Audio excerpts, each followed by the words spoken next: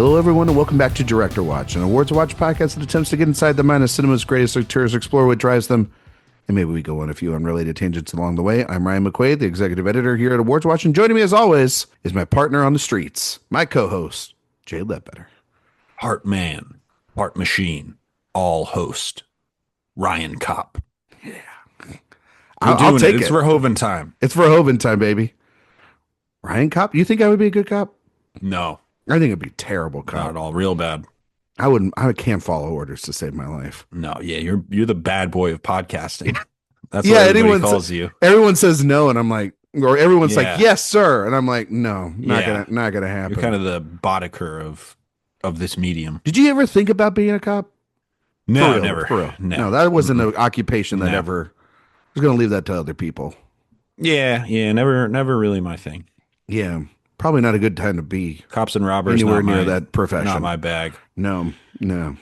It's it was nothing that ever interested me. Now in movies and television, that's another story. We love a cop. We love a cop drama. Did you ever watch a lot of like crime shows when you were growing up on TV? Were like those big for you, Jay? To Catch a Predator.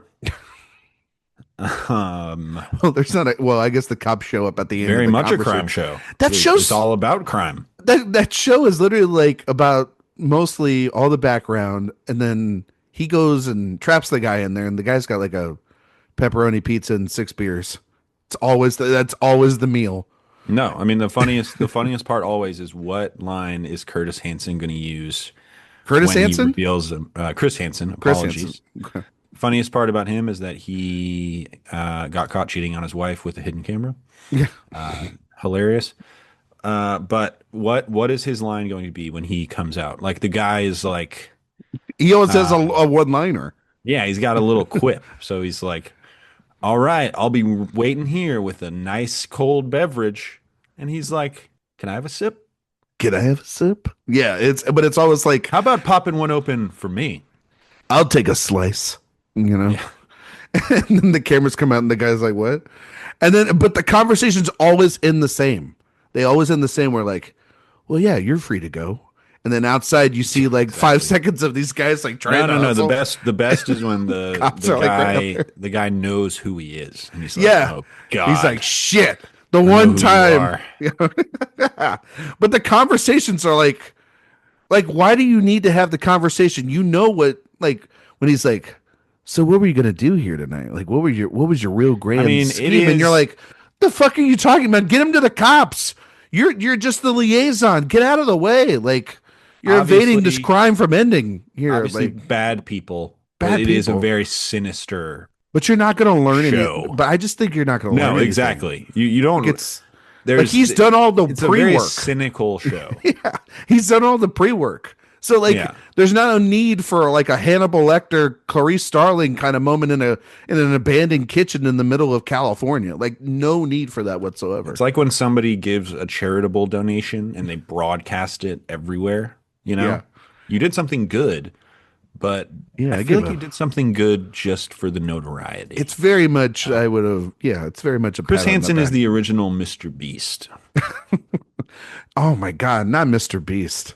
Does Mr. Beast brag a lot about? Does he brag a lot about? No, like, it's not even that. But it's like today. I think the one that got a lot of people really upset was today. I'm going to solve 5,000 people's blindness. And it's a little Eli Sunday right there. It was a little odd. Yeah, but then you're also like, that's cool that he did that. I saw like the thing he did, the game show that he has. We're starting off the series wonderful, the way Paul Verhoeven would want. The Beast Games? Yeah, the Beast Games. I saw that on a TV at a restaurant. Oh, you did? The children in the restaurant were riveted. Man. We used to be a society, you know, Jay, where people were riveted by Robocop. I've got a lot of takes on like media for kids right now. It's really bleak, isn't it? I think it is disastrous. Do you think movies are that way too? Movies for kids? I was having a conversation. No, I don't think so. I was having a conversation with a friend of mine. But the thing is, kids don't watch movies anymore. That's fair, but that's the parents' fault, I guess, because they're giving them the tablets and to find all the crap that's on YouTube and whatnot, and not putting the restrictions. But she was asking me about the Lilo and Stitch film and How to Train Your Dragon, Hmm. and if I was going to see them. And I'm like, I mean, I really don't want to. I saw Lilo and Stitch. I thought it was pretty meh, C C plus. plus. And then I'm not going to watch How to Train Your Dragon because I feel like I'm not going to see that. Every indication is that that is, well, you know what? I'll probably watch it at home. But yeah, it seems like a home watch. But even so, I don't think I'm going to watch it. Like, what is the point outside of money for that movie to exist, Jay? I think they've got a real vision, and it's going to be a real reflection It's of the our same modern director. times. It's mostly like a lot of the cast. Like it's just copy paste.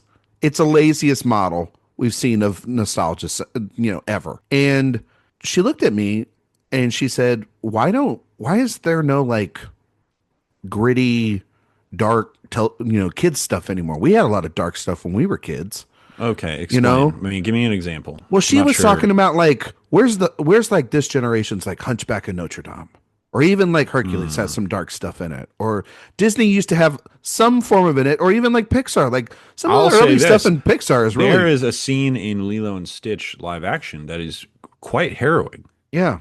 I mean, yeah, but also That like stuff still exists. check that Wild by the way. Robot has some of that. That's what I told her. I was like, well, it's far and in between. Like you got to find like Wild Robot, which I think that movie's like at time, and like that movie really hit me because I was like, damn, this is old school. I think the Yeah. Dragon films have that, like the animated The How to Train. animated Yeah, and you know, I'm sure the live action one will probably emulate that yeah, to some to a certain degree. extent. But I think she was mostly talking about like Disney, and they don't Yeah, have like a lot like of cool. Elemental Yeah, doesn't like have that, you know. oh man, speaking of Elemental, before we Oh, even don't get me started, are you? man. It's rough. I cannot believe it. I am down so bad. Are you? How angry were you when you saw that? When I sent that to I sent that I sent that to Genuinely pissed you. off. Let's explain what I'm mad about. First of So all, in the so it's been announced by Disney Pixar that they are going to, I mean they've already announced that Incredibles 3 is coming. Both Jay and I big Brad Bird fans. and I was like, you know what? Wish Cool. he was maybe doing something else, But but another Brad Bird film. congratulations. That's awesome. I We am the huge defender of Incredibles 2 has logged yeah. on. I think that movie is great. I'm not nearly as high on it as Jay, but I still am like it's Brad Bird, let him cook. Movie made like $2 billion or whatever it was. Like it's Brad Bird, I don't care. And Brad Bird has all the trust in the world from your boys, and they said, "Nope, Brad Bird's just writing it. We're gonna get the guy that did Elemental." Is the other? What else did he do? Did he do? He did Oh, I don't know. Elemental, the director of Elemental, and I want to say I don't think he did Elio, but he did something else. Anyway, it's not Brad Bird directing it. So I sent that to Jay, saying that it's a very sad day. And your reaction, Jay, was, Oh, good dinosaur. "Oh, Good dinosaur and Elemental, and now he whew, gets Incredibles 3? Are you that's kidding me? well. This is Pete Docter's fault. I keep blaming him. The doctor is in and I The, am out. yeah, and I'm out. Like I'm so out now. I'm gonna I, see it. I know this sounds weird, but like you would say, well, Ryan, Jay, don't the Toy Story franchise, don't they rotate directors and stuff? And you'd be correct, but this is all through the vision of Brad Bird, these characters and everything here. And to take, and yes, he is doing the story, but there's something about the way that man I has a wonder vision if direction wise. I wonder if they took it away from him or he bowed out. I hope he bowed out and then we find out he has got a live action film or He's something got coming that out. movie that he's apparently been making forever. Yeah. The whatever it's called. I don't know. Tomorrowland 2. I like I Tomorrowland. wish. I love Tomorrowland. Yeah, that's a good movie. See, that's kind of a movie we don't have anymore. That is true. The live action good Disney movies because they stopped making money and then now they're all the live action just remakes. Yeah. We don't have Pirates of the Caribbean anymore, buddy. We don't even have like what is it? The Remember the Titans or Miracle. Any of those. No, those were look, I'm not on the last episode. I talked about, forget about movies like that. Air Bud, Yeah, you know? just for kids. Kids don't have that. Movies for For 11-year-olds for all ages. rather than Yeah. yeah, like 6-year-olds Yeah. and lower. Yeah. Minions. Now it's just Minions. Yeah. Do you think Paul Verhoeven would ever make a kids movie? There's probably going to be a Minion in Incredibles 3. Jay, Yeah, we're here to talk about RoboCop. we are. Of course, obviously. Obviously, that's what we've been talking about this whole time. We're here to talk about the films of Paul Verhoeven, the American films, the more English language films, His, well, more his, Hollywoodized films ever since since he his came out to the bright post lights. exclusively Dutch Yeah. films. We're starting with That's a very elegant name for it. yeah, exactly. Put that on the poster for Yeah. this podcast. His well-known films starting with RoboCop and beyond is really Yeah. it's really the tale of two parts of a career here, where he made those early Dutch films and they're what got him his name, and then he makes these films, which I think most people recognize him for, and then he's kind of gone back and forth ever since. And I mean, we are skipping his first movie made with American money. we are, but this is sometimes like what we do on these series. We go for a big title first because we see it and we're like, we got to get to it. You don't think Flesh and Blood would do crazy numbers? Have you seen that? No, I didn't. I didn't get a chance to see it. I was trying to find it. And is it on YouTube or on iTunes? No, you didn't. Did you watch it? I've watched it before. Oh, you watched it before. Watch it for this. But we're here to talk about Paul Verhoeven. I'm very excited about this. This is going from traditionally from a Ryan series to more of a J series, but I like Verhoeven Is a it? lot. Yeah, probably more of a J series, but certainly not exclusively. No, this is not like this is not Malick. You know, where this is all you. This is There are going to be times in this series where both of us are just going to be very giddy, and we're going to be very giddy today talking about RoboCop. But Jay, I know you are you're the fact finder of this podcast, buddy. Yeah. You really are, and you've done your research and everything. How many? Do you got any books for this series? Not as much literature on Verhoeven as Looks I like you thought. got to be writing a book.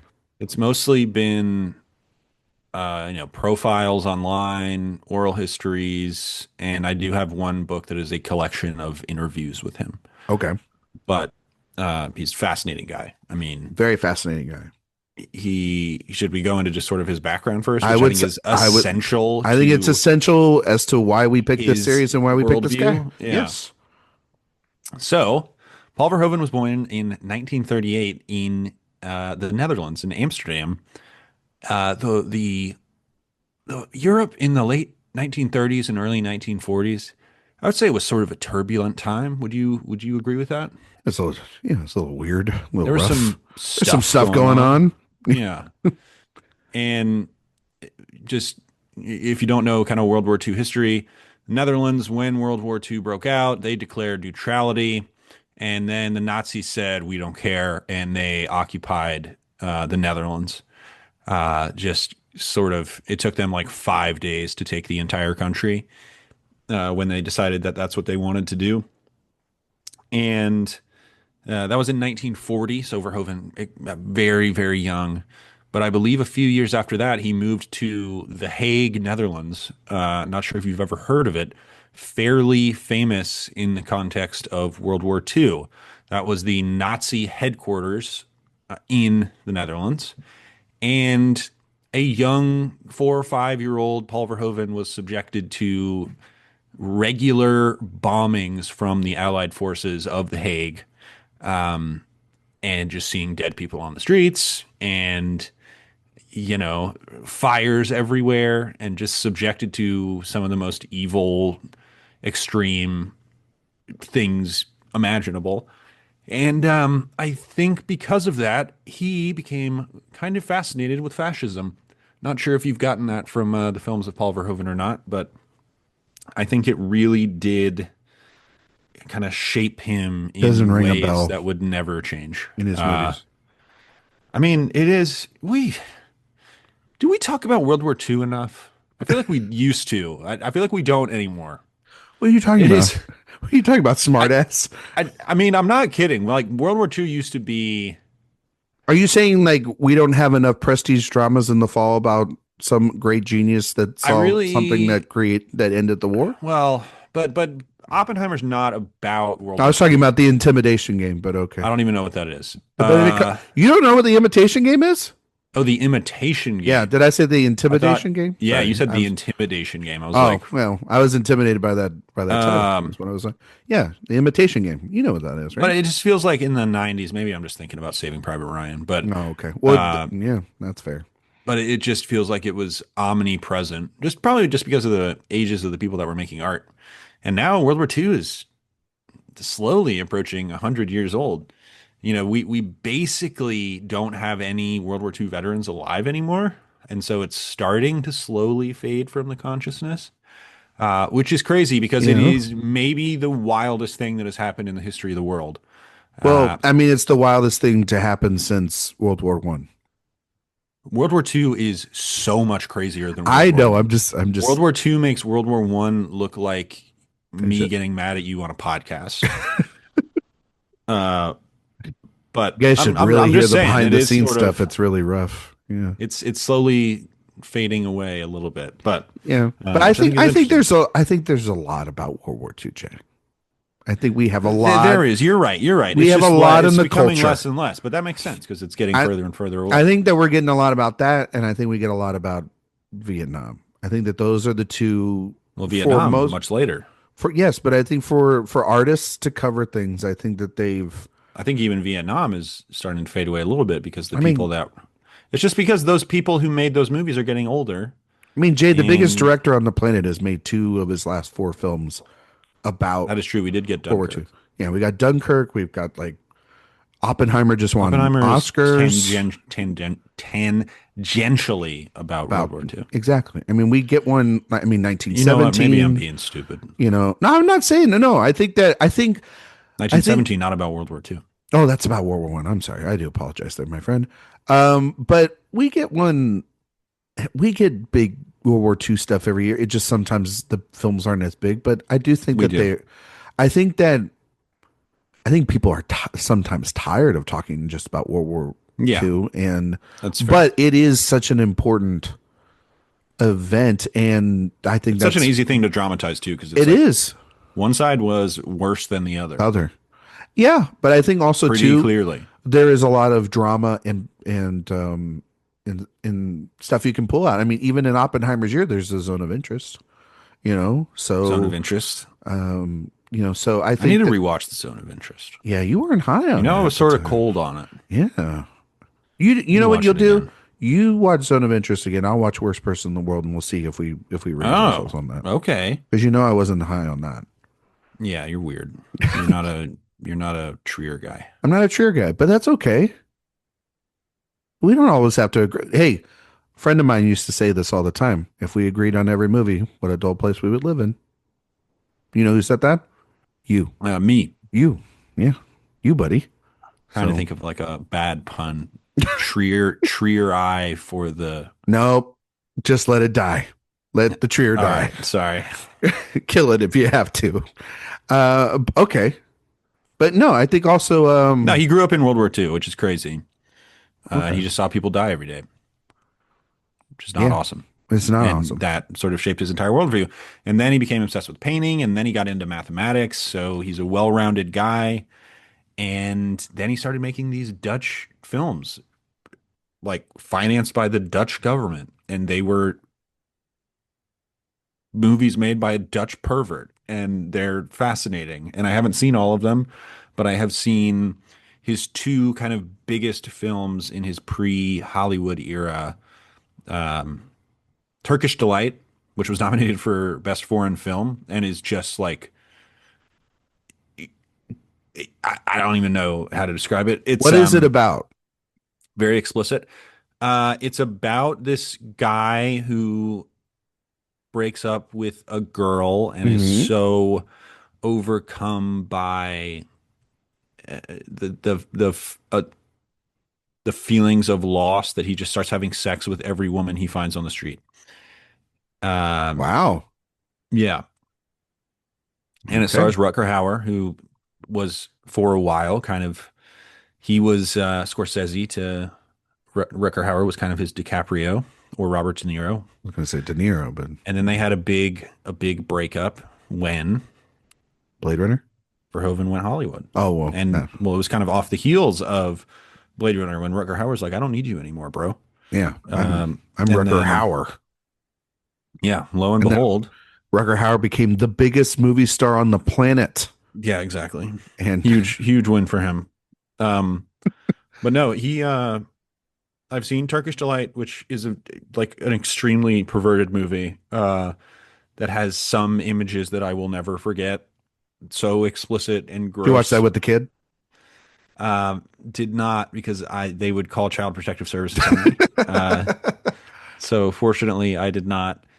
And then he made some other very successful films. Soldier Orange was a big World War II film that I have not seen. Okay. I plan on watching it, but the other one I saw was Spetters, which was another very successful film, got a lot of play outside of Europe. And it again is a movie made by a Dutch pervert and is about this kind of dirt bike gang. Rutger Hauer is in it again. He plays sort of the best dirt biker in the world.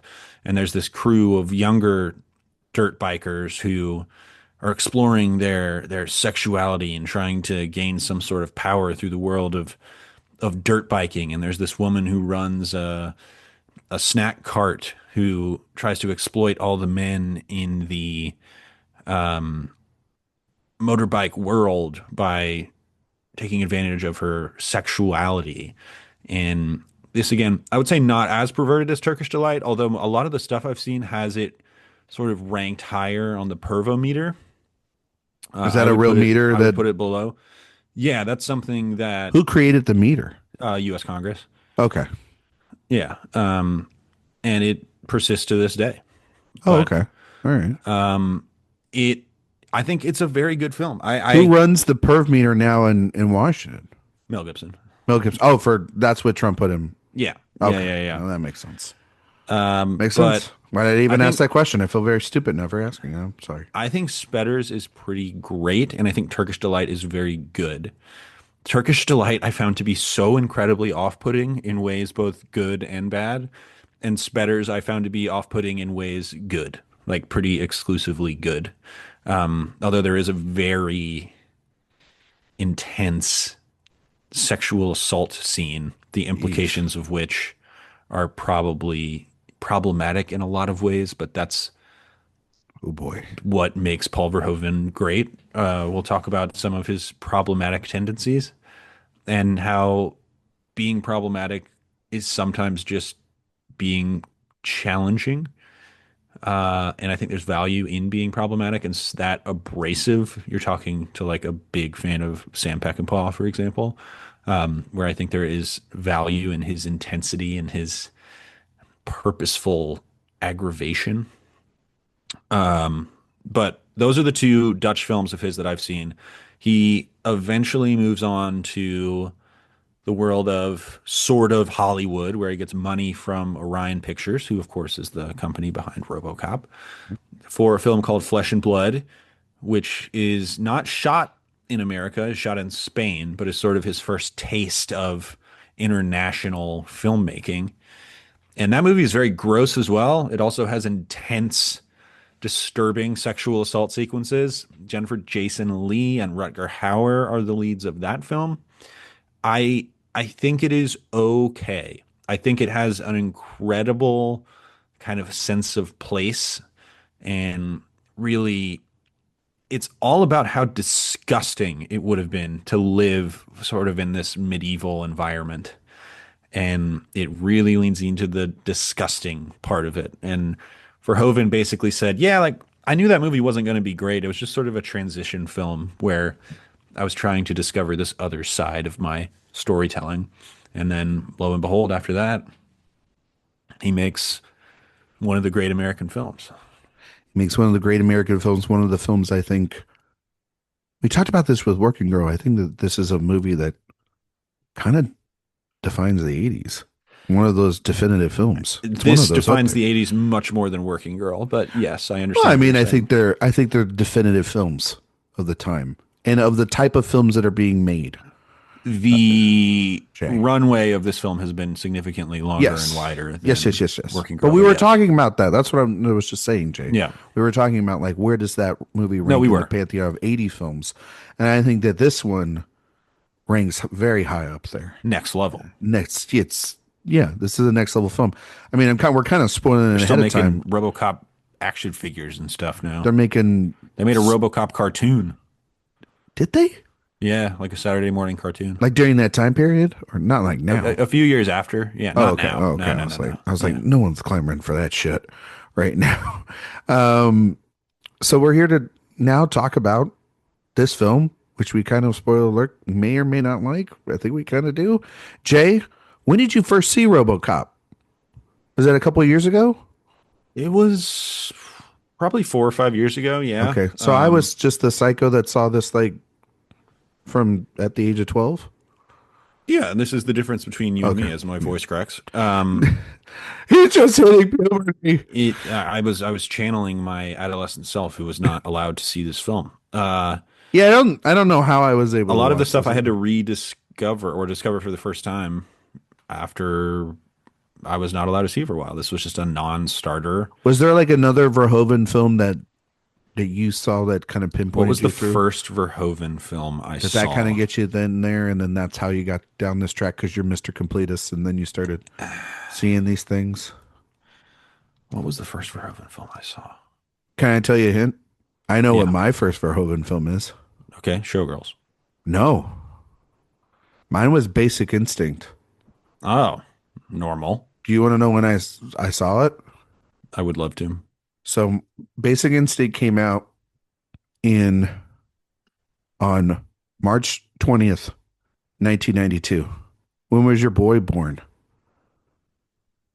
1992. Yeah, March 26th, 1992. Wow, that's your birth movie. Your boy saw this in the theater as an infant. My parents took me to the theater Wow. because they couldn't I don't because the think that babysitter counts, dropped but out. yeah. Oh, it counts. I remember I saw Sharon Stone and everything. What are you So that talking was the about? first film you saw in a movie theater.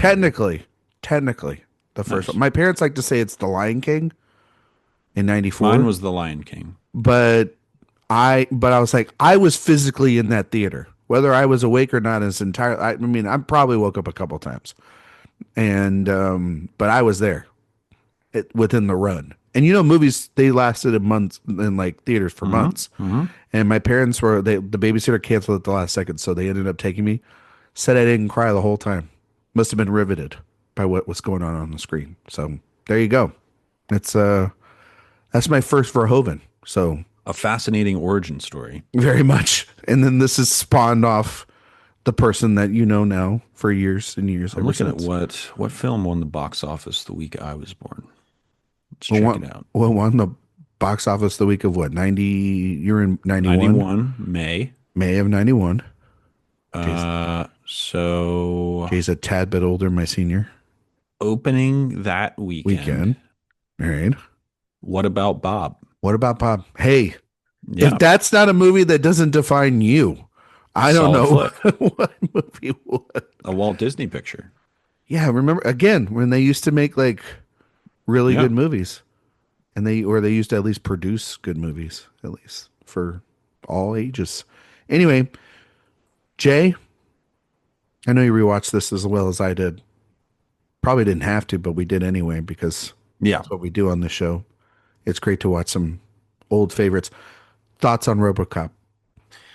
Yeah, if there's sort of a thesis I have on Paul Verhoeven is that he is one of the great cultural satirists of our time. He has studied American media and sort of filtered it through his European lens, and not just European, but a European who has been exposed to some of the most tragic instances of European history. And I think that makes for a wonderful combination. In one of the interviews I read, he said his goal was to sort of be David Lean, where he combines American media with European media. Wow. So, this movie reminds me I thought exactly of Bridge on Passage the to River India Kwai. Yeah. a lot when I was Yeah. watching Exactly. No, this Dr. Zhivago. this film is phenomenal. I really do think, as enthusiastic as I am about Terrence Malick, and Terrence Malick is my favorite filmmaker of all time, and he will dip his toe in cynicism sometimes, but the magic of him is really kind of his sincere spirituality. And Paul Verhoeven's power is his intense, intense cynicism and kind of belief in humanity's perversion. And that's what I love about him. So I contain many layers. I'm like an onion, Ryan. And this film puts all of that on display. It is to me, it has all of the nastiness of those European films that I talked about earlier, which have many scenes that I feel uncomfortable describing on this podcast. But it filters it through a lens that American audiences are very comfortable with. And one of the things he said he did leading up to this film was he was like, I just drowned myself in comic books. That's that's not, obviously, this is not a comic book adaptation, but I wanted to express how comic books make me feel. And I think one of the things he took from American comic books is that, oh, Americans are obsessed with like militaristic fascism, militarism, kind of the corporatization of powerful entities and the things that are in charge of the world. And that is entirely reflected in this film. It is incredibly prescient and still very relevant today, maybe more relevant today than it was back then. And I do feel like a total dork saying that because that's kind of a lame thing to talk about. But in addition to that, there are pure like sensory pleasures to this film. It is wonderfully designed. Like it has a great aesthetic. I think the performances are great. And while it is this very cynical, satirical film, you still really care about the characters. Paul Verhoeven said, if this movie is about anything, it is about the persistence of the soul, which you totally understand after you watch the film. The last line of the film, Murphy? Come on now. I mean, if that doesn't make you pump your fist, I don't know what does. And for a movie to be this satirical, but also wear its heart on its sleeve like that, I think is very powerful. As cynical as Verhoeven is, he also has something resembling a sense of hope and sweetness. You can easily read the end of this film as hopeful. And I love that about it. And also, it's a film where a guy gets melted by acid and then turned into goo by a car. So, it is like myself, Paul Verhoeven contains multitudes. And I have a just delightful time watching this film. It's thoughtful, it's artful. The special effects are unbelievable for their time. And what's not to love about the interstitials of the news and the commercials and the TV shows?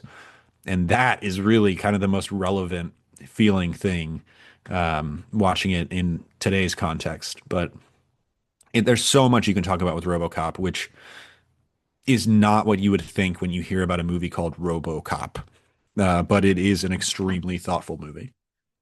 So, Jay, we talk about films here all the time that 10, 15, 20, 30 years old and whether or not they age well.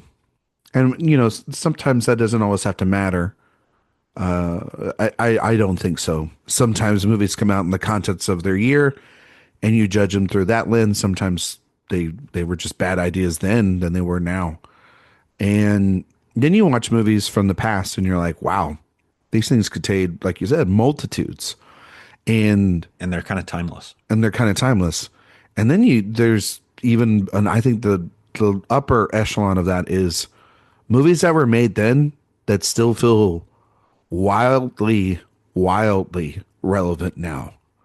And you watch a movie like RoboCop and you're like, okay, this could be, if you want to be as cynical about it as you want and don't want to look for anything in there, it's just a fun action film, if you want to just look at it like that. Which it is. It's very much is. But if you want to dive deep, like I think Paul Verhoeven wants you to, and see the layers of this story, it's kind of hard not to. And it's kind of hard, like you're saying. He's not a subtle filmmaker. He's not subtle at all. And No. that and with but within his subtlety, there's a lot of truth. But you can also watch this movie as a movie about a robot cop and Yeah, just be like, oh, this is a blast. yeah, and him sort of like getting revenge on the people that screwed him and put him here in the first place. All right, but it also there's so much like you're mentioning there the television commercials in this movie. That's a whole through line within themselves, and these are just in the background of everybody's everyday life.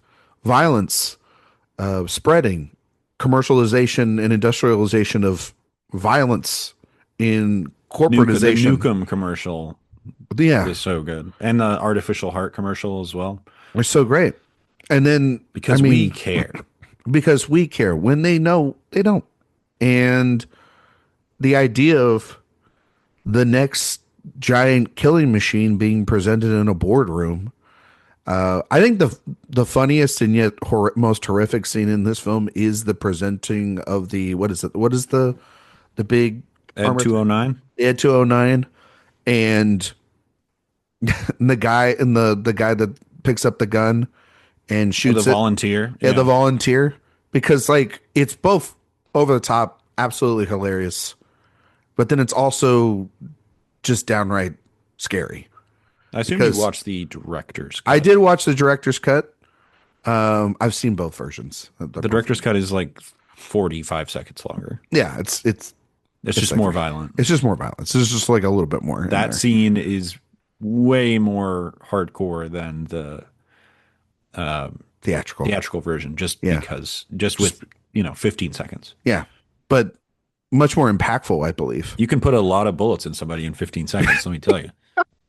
Especially if they're the only target. Yeah, Yeah. but then the idea of his blood It on might this honestly be like 7 seconds. the like the guy's blood, his body laying over the paper city. mache version of Yeah. the city, like. And what's so great about that is like the bullets aren't gone from the window; they all hit the target, Yeah. who it's intended to be there in that moment as well too, which is shows the killing nature of this machine. And yet inside this isn't the ultimate killing machine. The ultimate killing machine is built by interiorly someone within the department who is trying to get themselves up. And when you really think about the layers within this company of people trying to create things under the gaze of protection, but in all actuality, these are killing machines, and there are going to be problems with this. I think that that's just incredibly fascinating, and it's something that we continue to do every single day in in any major company whatsoever. So it is very cynical, and that's what's so great about Verhoeven is they're inside that cynical, commentary and political social commentary that he has. There is this. I don't think he's got a giddy joy out of it. I think they're like, maybe in those earlier films that you're talking about, Jay, maybe there is like a little bit of a, sick son of a bitch Oh, in those films. I think there's absolutely that in this movie. You think so? Yeah. Do you think he's just like sitting there being like, oh, good. I hope, like, is there a little bit of a mustache twirling villain? Do you feel that when you're watching it? You're Of like saying poking like of like, Verho like turning the camera on the American Oh yeah. idea and dream? I Yeah. mean, in a lot of ways he is being like, "Oh, this is what you want, you rubes." Yeah. Uh yeah. Again, he's a cultural satirist. Yeah. I think he pinpointed what action audiences wanted from their Hollywood movies, Mm-hmm. and he embraced them and upended them at the same time. I Yeah. think he likes these kind of movies, and I think he But I think he kind saw a of pattern. enjoys the kinetic Yeah. energy of American filmmaking. But I think he finds something very troubling about America's obsession With with violence. violence and The military industrial complex, just sort of I mean everything. corporatization, Yeah. just kind of everything that Americans are just sort of accepted The as 80s. normal. I think Verhoeven, not even the 80s. It goes I on mean now. I mean, know, it's but still, I know, it's but I still think there. I do think that this is, even though we said like this is the most 80s film, I mean, like we talked about this when we talked about Freakin' and the transition from the 70s to the 80s.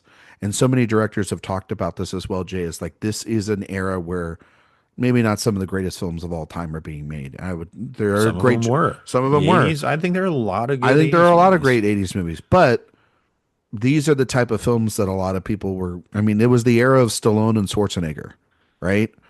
And that's what they wanted Oh, to it's see. definitely playing on that. Yeah, It's for definitely sure. They playing wanted and look. Schwarzenegger. Yeah, I know they did, and I think the only and reason he didn't get it is because he's too big. but I think what Verhoeven is kind of looking at here is like I was thinking about a movie like when I was thinking about RoboCop, I was thinking about Rambo, right? And I was thinking about a movie like that and how the people forget what the plot of Rambo really is about because they think of the violence and they think That, about they think about think like about Rambo 2. they think about Rambo 2 and every other Rambo movie since. They don't Yeah, actually think about First Blood First Blood. Yeah, and what that movie is, right? I think people forget about what the first that Rocky. was a real movie. Yeah, I think people forget about the first Rocky because they think about Rocky 4. they exactly. They think about the sort of franchiseness of it. And what's weirdly interesting too is then RoboCop has that as well, where it gets franchised, and you kind of Yeah, I haven't seen any of the other ones. I I think I've watched. seen most of the remake. I Yeah, remember it not being particularly great and mostly just lacking any bite whatsoever. it lacks any bite, but it also, I mean, like, no offense, Joel Kinnaman, you just don't have the juice for it, and it also just doesn't have. I mean, the lack of juice is the problem because this movie has so much on its mind and Yeah. is saying it within a 2 hour vehicle, and the other one is a studio being like, well, we have this property, we can just remake it and make it an action movie. And you're forgetting, no, you need like kind of a voice behind this. And that's what the sequels for the RoboCop films don't have either. They don't continue the commentary. They make them into generic action movies, much like the Rambo franchise. But within inside that first film is a very dark film to talk about, while also at your point, Jay, at the end, kind of hopeful of like, yeah, you built this machine, but it's able to really understand who they are, and they're not owned by the company at the end of that movie. They're owned by themselves. Like and it's not like some sort of AI thing or whatever nowadays. It's very much about, you know, doing the right thing within the system and not It's having about the corruption take discovery over. of the self. Yeah. I Yeah, mean, it's it's great. Like the scene I where he goes back to his apartment great. and he's learning it. Great stuff. Verhoeven apparently said that was the scene where he was like, okay, I actually want to make this movie. The first time he read the script, he made it about 10 pages in and threw it over his shoulder and made garbage. And Just kind of then like Jordaned it over his shoulder. it was his wife who then picked it up out of the garbage, literally read it and was like, Paul, This there's is so much here. in this. This is a movie you would like obsess over, dude. Like fucking Yeah. make this. And but shout I out was Paul's wife. I was thinking about this idea of this has become a hugely popular film franchise character. And The RoboCop. I was thinking about kind of, yes, RoboCop. I was thinking about the environment, the media environment where RoboCop has become like a character that people want to display on their shelves. Is like, look at how cool this thing is. Yeah, the commercialization of a product like this. But the character, the only time when the character becomes a good guy is when he takes his helmet off. Yeah, And again, like taking self-actualizes getting out of the and dark. pulls himself out of this fascistic hardware that he's had. I understand it's kind of cool when he walks out of an on fire gas station, Yeah, or when he punches a guy out of a window to his death, but he has complete authority to do that stuff, and you're supposed to just be like, hell yeah, brother. You kill that guy. You know, I don't think justice be damned, you know. But I think that's a complete misreading of the character if you're doing that. You know No, what I mean? I'm saying I agree Yeah, and I with agree you, with you. Yeah, but also I get it. no, I mean, like I get it, but I think Like you're not learning the right thing. You know? I don't condemn somebody who likes RoboCop for that reason, the same way that I would condemn somebody who likes Tyler Durden for that reason. Ooh. Even though it's sort of the same thing, right? I think so. I think you kind of have to. I think you kind of have to then have a conversation with that person of like, what are you getting out of this? Because I think that I think that the But sequels and I RoboCop think is that like killing bad guys. yes, he is, but there's Tyler Durden is just a menace. yes. I think there's You a know, like but I think there's more there are personality to surface this. Yeah. level things that you can get at and be like, oh, he's awesome. But it also speaks to the whole reason Paul Verhoeven made this movie is because Yeah. people are obsessed with this guy who takes justice into his own hands But he also and acts with shouldn't. complete autonomy, which is demented. Yeah, but the character shouldn't exist. In a right world, the character shouldn't exist. Yeah. So even celebrating his, I mean, revenge on these criminals for himself and everything, because that's essentially what it is. It's Even not though, revenge, yes, it's resurrection, man. well, I mean, I mean, he's enacting the revenge on them, but he's also Don't know if providing you justice noticed, to he's sort everyone. of in a Jesus pose when he gets killed. At one point, Very he much is. walks on water, a very subtle, It very yes. I subtle mean, note. yes, Zack Snyder must have been very happy watching this movie. Indeed, Darren Aronofsky. But the thing But is, Paul I don't. Verhoeven has no. He knows what he's doing, and he doesn't want it to seem like he's not doing it, right? Like Yeah, it's so clear. Whereas it's clear, Zack but he Snyder doesn't. thinks he's doing something incredibly deep and thoughtful and new and original Yeah, and entirely self-serious. Whereas Paul Verhoeven is sort of like, yeah. yeah. I think he's cackling in the back of the theater. And he's also putting him in a Jesus pose and then blowing his arm off. Yeah, I think it's like this dance between showing the violence and taking it to an extreme, but also there's emotionality and character development. And I think that when Murphy takes that helmet off and we see him in the sort of the last act of the Great, film, incredible I think it's makeup. incredible makeup. I think it's incredible design, but also I think there's just something kind of emotionally powerful about that. The idea of he shouldn't be able to relive these memories. He shouldn't exist. And the greed of our world has allowed him to have a second chance. We literally see him have that second chance the minute he gets in the precinct, gets a car, and drives. He leaves the same way, turns out the same way. It's the same exact shot. I love the sort of night and day, because he's leaving in the middle of the night. In the second when he's RoboCop and when he leaves in the first frames of the film, he's leaving during the day. It's really not subtle, but it's also really great to show the contrast between when he is RoboCop and when he is himself inside this machine. And it is sort of this, Frankenstein monster, thing that has been created. But then once you become self-aware of that, what do you do then? Well, you can get resurrection or revenge, however you want to describe it, Jay, for this, but you can also still use what you've been given to properly serve the justice that's in not just your protocol, but within the person in general. And the idea of that Murphy has kind of always had that. And he's kind of got this like, oh shucks kind of face going in there, kind of works in his favor.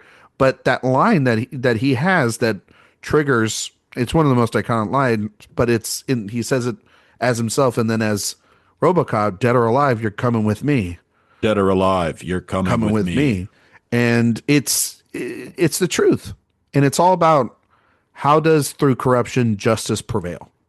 And I think that for an action movie to do that is really, really interesting, especially in the 80s. Because again, I do think the commercialization of the 80s, The excess.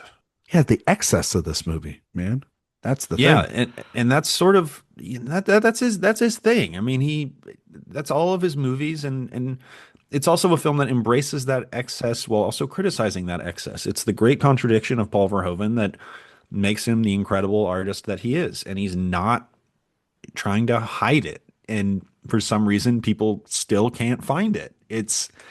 they get pure surface level pleasures from this film, which I do as well. Yeah. And I don't feel bad about getting those surface Oh, level pleasures I because have they're a surface level incredibly pleasure. effective. I have plenty of Okay, those hit in me. this. Uh-oh. Oh, okay. I thought you were going to go specific. Well, Um, I do have a specific moment that I think is maybe the greatest line reading in the history of film. oh, okay. Oh, well, let's talk about that. Let's just do it. So, I think years I think I ago, know which one you're going to talk you know about. what I'm talking about. You know Yeah, where I I'm do. getting to. We got to get to it. Yeah. And it's the Is it time great to talk Kurtwood? it's time to talk yes. And it's time to talk about the greatest story maybe ever in the history of 80s, maybe even film in general. Jay, the line reading of say it with me. Say it with me. Not going to do it. You can You're do not it all going by to do yourself, it? my You're not going friend. to do You it can with do me? it. You can do it. Bitches leave I is mean, it's a great read. it's the best line ever. It is truly every time I watch it, I go, I don't know how he pulled it off. And then you know the story behind it, Jay. Obviously, right? That I actually Verhoeven. don't know that I do. So there's a behind the scenes with the actors, and they're talking about Verhoeven. And Verhoeven on the day is directing this film. So, just very, Kurtwood Smith is explaining, yeah, and Paul would come over here and he'd say, okay, and so you come into the house, you have the gun, you grab them, you say bitches leave, and then the bitches they can, they leave. And he goes, well, maybe you wait a minute, and you show him your hand, and then the bitches leave after that. What do you Didn't think? have the firmest grasp on So the English he didn't language. think the word bitches was derogatory at all. He didn't know the translation. So he just kept calling these two actresses bitches. And By the all accounts, actresses, Kurtwood Smith is like the nicest guy ever. yeah. Well, everybody knows Kurtwood Smith mostly from That 70s Show. Yep. Red, of course. Exactly. But he is a sadistically wonderful bad guy in this movie. He's so And good. I he think was my just, favorite line reading from him is actually, "Come on, Sal, the Tigers play tonight." oh, there's another, you know what my other favorite one is? Can you fly, Bobby? No, yeah, that's great. And he throws the guy out, but it's just, can you fly, Bobby? Yeah, the way he says Bobby He's great. He's incredible. well, give the man a hand. There's so it's these are this also is the other thing about the 80s that you love is that the villains are pretty good and they've got great lines. And it's usually these character actors that you and I both love, Jay, that gone on and do other things that most people will remember. And then you see it's like I think of what was that Denzel Washington movie with John Lithgow? Oh, Um, God, I love that movie. the one where like Denzel's the I know district he's the attorney cop. and he's like and Lithgow's like a mass murderer and a psychopath and I love that movie. Ricochet. Ricochet. Yeah. Like when you think of John Lithgow, you do not think of Ricochet. Then you watch a movie like Ricochet and you go, Jesus Christ. Well, you sort of do though, because of If all most people on the street, the De Palma stuff. no, but if That was most his people, thing for a while. but most people on the street now, Oh, that's a good question. What is his CNN? what's his CNN thing? Yeah, star of blank has died at 175. I think, well, if he makes this whole thing, then because he's going to be the new Dumbledore, if he gets through that television series, I think that might end up being there. That's true. I think that you could put The Crown because he played Churchill and he won an Emmy for it. I think you could put Third Rock from the Sun. I think you could put Dexter. Shrek. Right? Shrek was the big one I was thinking about. He's Lord Farquaad, for Christ's sake, in those things. He's Lord Farquaad. Are you Honestly, looking- you know what? It might be Third Rock from the Sun. I was thinking that too. Are Or you Dexter. excited? Are you excited for? I said those. See, you don't listen. Oh, no, I don't listen. Are you excited for Shrek 5? No. Are you going to show the kid Shrek 5 or the Shrek movies? Probably at some point. It's going to be a big thing next year. I like Shrek 2. Shrek 2 is the best. Yeah. Shrek 1's fine. And then Shrek 3 Shrek 1 looks so bad. Yeah, but it's also like you're there for the script.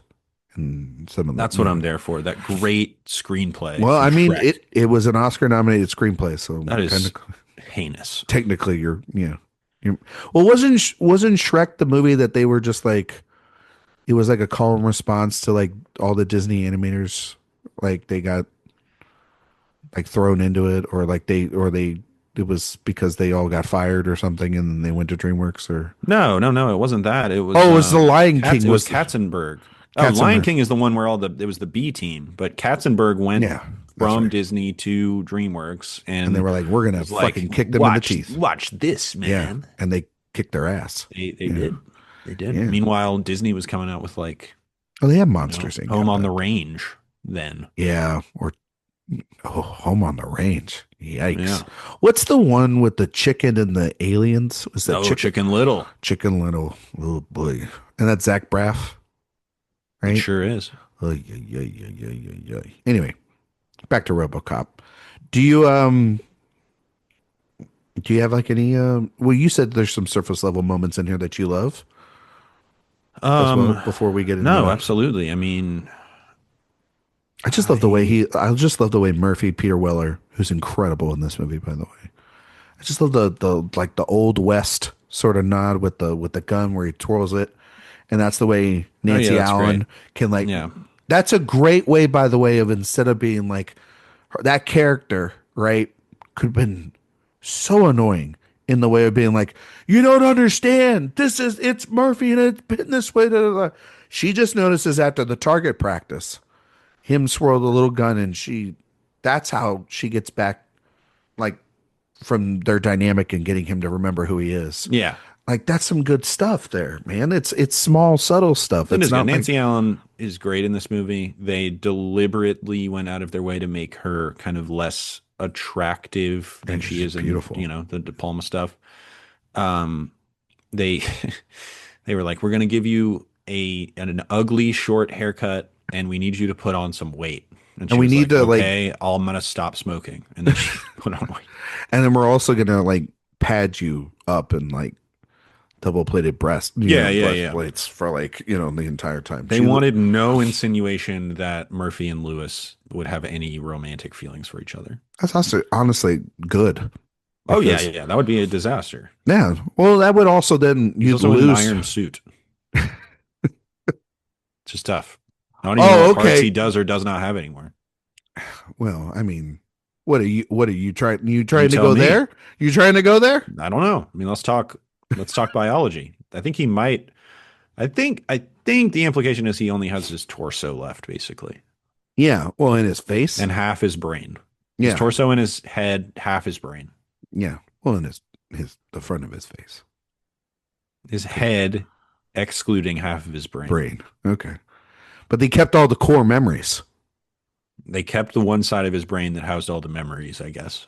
Yeah. Just a real like, guys, you couldn't have got the one where he wouldn't have remembered all this shit. Ferrer didn't account for that. No, he did not. No, like for Miguel Ferrer, who's incredible also He's as incredible. Morton. One of the surface level moments I love so Okay, much he has a when dream. You know what I mean? when he pees on himself. Yeah. One of the funniest parts of the movie. So good. Look, we've all been there. No. Well, speak for yourself, buddy. Oh, I've been there. Wait, like recently? No, no. Oh, okay. Well, But definitely been there. you You know. when you were like a kid? No, definitely as an adult. Wait, you Like I don't know. accidentally I don't like know if that. I want to go here. No. But No. no, definitely. That's definitely a thing. It is? Oh yeah, big time. I- You're lying if you say otherwise. See, you've worked from home for too long. That's what's going on Oh, here. metaphorically in like the office. No, literally in the office. It's been a long time, but it's definitely happened. Okay. all You're wearing right. you're wearing some slacks, then all of a sudden it's like, whoop, uh-oh. Well, I mean, like, yeah, when I was in the office, like I spilled like tomato sauce on myself. Sure. Yeah, you know? definitely. Spilled tomato sauce. Wink, wink. Definitely. You pulled a Ferrer and you know it. We all have. No, you're the only one. And then you Nope, got everyone has. So you're saying you'd have, and then you sat in it all day, or did you go home? He didn't like completely pee his pants. Well, that's what you're insinuating. That is not what I'm insinuating. Yeah, that's kind of what you're insinuating. It was a dribble. And we've all been there. We've all okay, all right. Fellas, fellas. Put it Listeners, in if the you're put out it in the there and see reviews. us, put it in the Put it in the comment section. reviews. Here you go. Jesus Christ. Um, Very funny moment. very funny moment indeed. Apparently, Ed Neumeyer put it in the script because he thought it was like his greatest fear. That was his greatest fear. It was like peeing his pants or like dribbling on himself and then having to see a person he found attractive in the office. Oh, wow. Yeah. That's sorry, Ed. Yeah. That's He's going that's through tough rough. times. He wasn't even 30 when he wrote the script. Can I But it kind of feels like a script written by somebody under 30. It feels like a script written by somebody who's 17. kind of feels like a script written by somebody that's pretty mad at the world a little bit. Yeah, he was a junior executive, I think, at some studio, and I That think he makes was kind of sense. sick of kind of Sick where of the the direction bureaucracy. of Yeah. of where they were going. Yeah.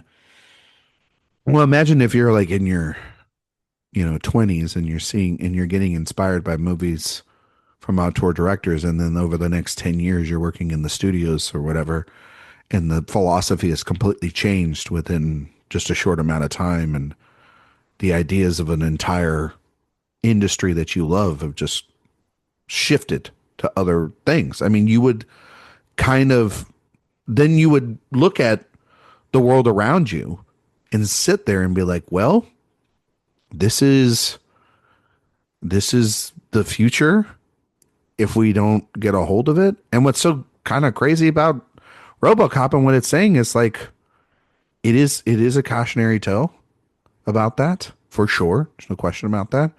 But then, like a lot of people say, Jay, we're kind of back into this now. I mean, we were talking about There's earlier also in an the argument that episode. we never really left. Yeah, there's no. I mean, It's you're maybe kind of. just gotten worse. Well, I think the '90s at least got us into a very indie film era, and there was a balance of indie discoveries and Sundance and all of that, and those films having just an equal amount of curiosity and opportunity from awards and people going to the theater. And I mean, people, some of those independent movies, Jay, they made a crap ton of money in the '90s, Oh, they did. Yeah, you know, definitely. There were and it was more of definitely a balance. sensations Yeah. that were weirdly mature and But interesting now, and difficult. because now you look at it and there's just so many action movies that are just Sinners, gobbledygook. though, Yeah, but for every Sinners, you get an electric state. a Lilo and Stitch. You get a Lilo and Stitch. You get a How to Train Your Dragon remake. Yeah, You get a from the world of Marvel John movie. Wick presents Ballerina. Well, see, Ballerina fell on its face. That movie has the worst fucking title on the planet. From the world Pretty of bad John title. Wick dot dot Ballerina. Is RoboCop a good title? For this movie? Just in general. Yes. I mean, it's a good title. It's a great title because it's going to lure all the derps in and think it's going to be one thing, and it is. But then also, if the derps are actually paying attention, they might pick up on some other stuff. The and then the development of this movie is pretty interesting. Ed Neumeyer he's become kind of the de facto author of the screenplay, but Yeah. he is technically a co-writer with Michael Miner. Ed Neumeyer was writing a script called RoboCop. Michael Miner was writing a screenplay called, God, what was it called? Super Cop. And so they basically joined forces, made They combined it. they combined it and turned it into RoboCop. Obviously, Neumeyer went on to do a bunch of other stuff. Michael Miner doesn't even have a Wikipedia page. Sorry, Mike. But That seems pretty rude. Neumeyer was, he works again with Verhoeven and sort of becomes the definitive author of Starship Troopers, the franchise, is sort of the direction he ends up going. But just kind of interesting and kind of a forgotten thing. And the other thing is Phil Tippett, huge part of this film. He did all the Ed 209 stuff. He's obviously a special effects legend. But I feel like the reputation of this movie is that he did everything, which he did not. Miner and Neumeyer did come and help on the remake. They did help. I'm sure they got No, You know. it wasn't like a based on because it has here on Wikipedia. They were on the actual written by, and then it was based on RoboCop by them too. So they actually helped write the screenplay for that. Okay, well, good for them. They So have they came lost back the together. They juice. lost the juice for the cash, which Jay, how much was the budget for the new RoboCop? How much do you think Oh, it was? 110. Ooh, you're pretty good. It was anywhere in the range of 100 to 130. So 110, probably right in the middle. So you're right Wow. there, buddy. How much money did it make, though? 180. Ooh, no, 240. Wow. So it made money. I mean, not Nobody that. was mad about that. You think? Nobody was mad about 240. Yeah. This was on a They 14 might have million. not been ecstatic about it, but nobody was mad. This movie's on a $14 million budget, made 54. Nobody's mad about Very that. strict budget. They were, there's so many workarounds in this movie. I mean, how clunky is the suit? They had to spend so much time just like finding what is an angle that makes this not look so stupid. But then that's And what's kind of cool about it, right? It's like, agreed. is that, of course, he would move like this and it would be slow and almost like Terminator in a way where he's just constricted, right? And it's because he's a prototype in a lot of ways. It's the first of his kind. But they also needed like a slender, athletic guy to Yeah, make they it needed look like even halfway convincing. yeah, because you can't make it look like a just giant bulky thing because that's in Otherwise, there comparison. is no mobility. No, and And I think also then that kind of makes it more human later for and when Weller's you're got a when you're great jawline too. he really does like he's got you got to be able to A lot of definition in the face. you really do he really does and you really have to convey a lot of his acting in the film with just half a face Yeah. and like it's a lot of get mad at me for saying this all you want, a lot of mouth work, you know what I mean, in this Peter movie. Weller's an interesting one. He's a yeah, he's an interesting guy. So, but He, yeah, I don't know. Why didn't it ever work for him? why didn't it work for, Why didn't he become a movie star? I mean, is it not help that half of your face is covered up in your most prominent film? I mean, it's probably true. That's probably true. Does that then become that you're the character more than, is the character more valuable than you Sure, sure. in a I lot of mean, like ways? that's, yeah, I mean, that's probably a big part of it. I've never seen Buckaroo Banzai. It's one I've sadly have not checked off the bucket Yeah, list. I need to watch that. You I've want to heard it's a do lot of fun. who directed that? W.D. Richter. Okay, so that's our next series. He has directed two films, Oh, that'd be a The quick Adventures series. of Buckaroo Banzai and Late for Dinner, Like, starring Peter Berg. like that Peter Berg? I think so. Yeah. Yeah. Because that Peter Berg, yeah. Oh, 1991 film starring Peter Berg and Marcia Gay Harden. where's Peter Berg at now? Where, Um, like, what was the last thing he directed? was it He that he was on Mark a Wahlberg Netflix movie? wait. Did he do which Mark Wahlberg Netflix movie? The one with Post Malone in it? Oh boy! All right, now I Was gotta that the look this. last one? I gotta look this It thing sure up now. was. Spencer Confidential. Spencer Confidential. Him Yeah. and Wahlberg really. They're they're those dudes. He was making some good movies for a while. I He's thought. made 5 consecutive films with Mark Wahlberg. Really, Yeah. Jesus. Spencer Confidential, Mile 22, Patriots Day, Deepwater Horizon, and Lone Survivor. I see. I like Deepwater Horizons. I thought that was good. He did a couple episodes of one of our favorite shows, Jay, The Leftovers, and Yeah, he did. I think he he direct the directed. pilot? Yeah. He also directed Friday Night Lights, Of course. I like the the movie. show and the movie, Have not watched the show. I liked the movie. The Rundown, The Kingdom, Hancock, Yeah, Hancock was a weird one. I felt like ba- it should have been a lot better. Battleship, Yeah, he sure did. yeah, and Deepwater Horizon, Patriots Day, Mile 22, like you said. Sure. And he's got a movie called The Mosquito Bowl, a game of life and death in World War II. All right, so RoboCop is Jesus, After Pearl and Harbor, um, four four-star college footballers joined the Marines.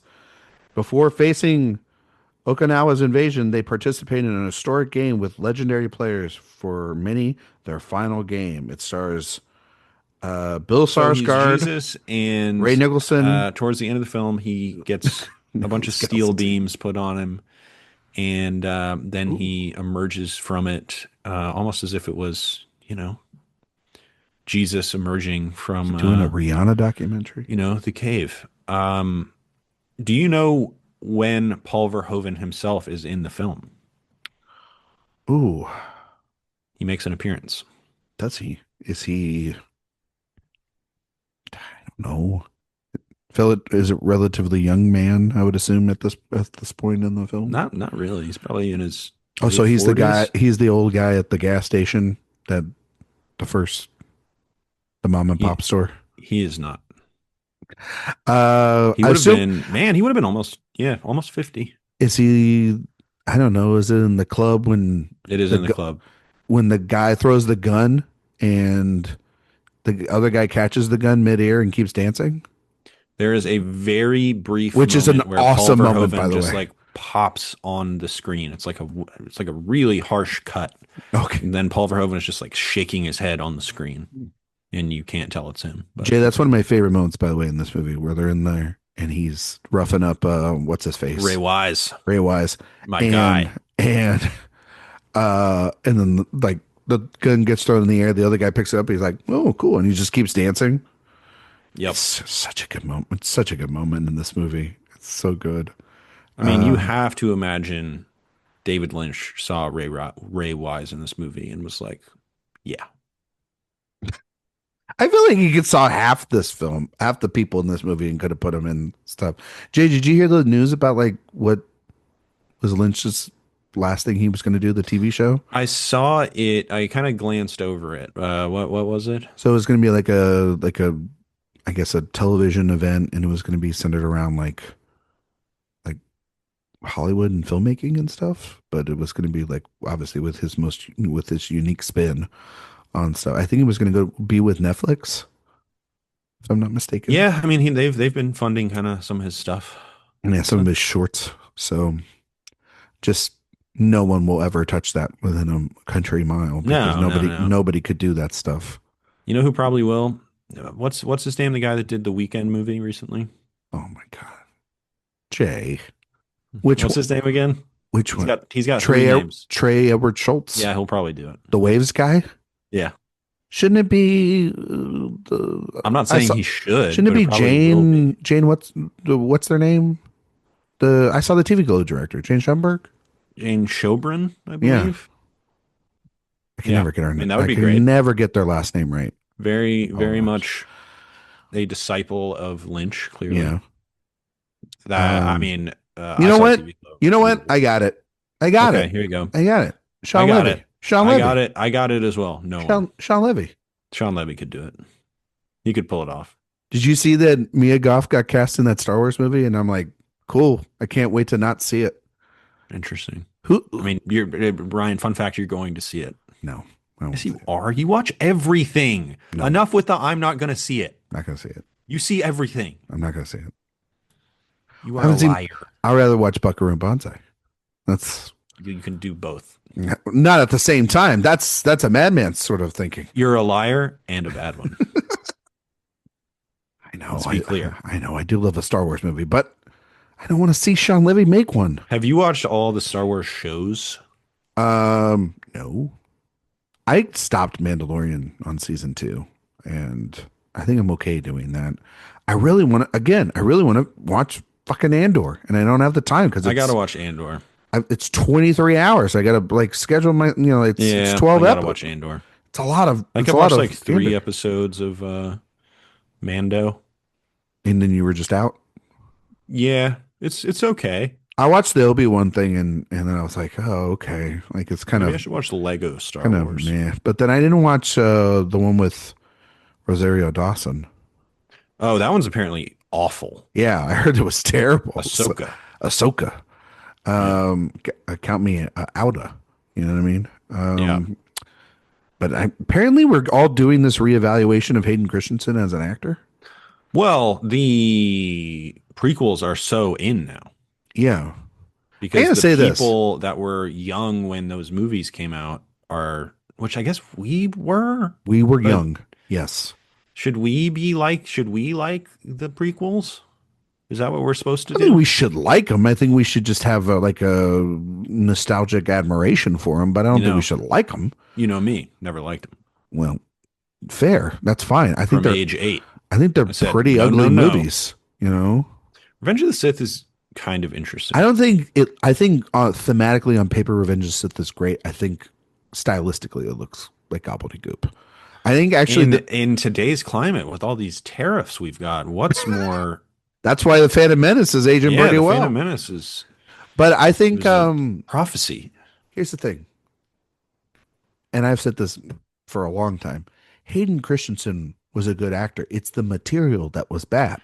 Well, yeah, I mean, The what is it? The Shatter. Have you ever seen Shattered Glass with him and yeah, yeah, good Pierce movie. Archer? He's Hmm. so good in that movie. There's Yeah, that and Life is a House with him and Kevin Kline. He was a good young actor, and this is the problem with some franchises. You put people in these franchises and you think, oh, they're terrible, and then they can't do work for years and years. And it's like, let this guy have like a sort of a Josh Hartnett renaissance. Let him have a couple of films where yeah. he can do something outside of just continuing to be Anakin Skywalker the rest of his life. I've It's not got fair to a him. I got a soft spot for him because everybody used to say I looked like him.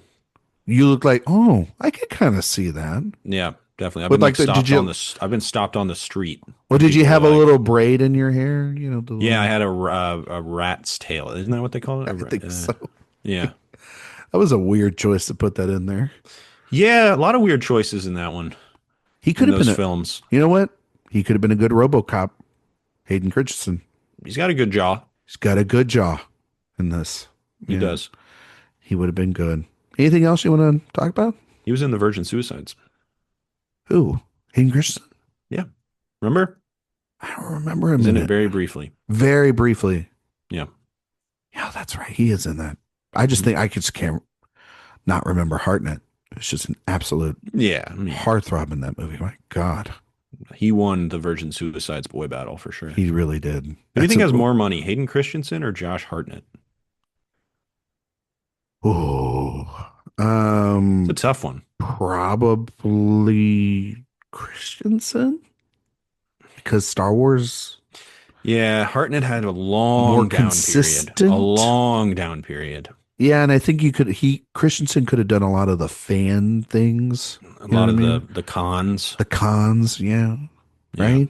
I'd like to see him at Cannes, France. Oh, you think? God damn it. Okay, I see what you did there.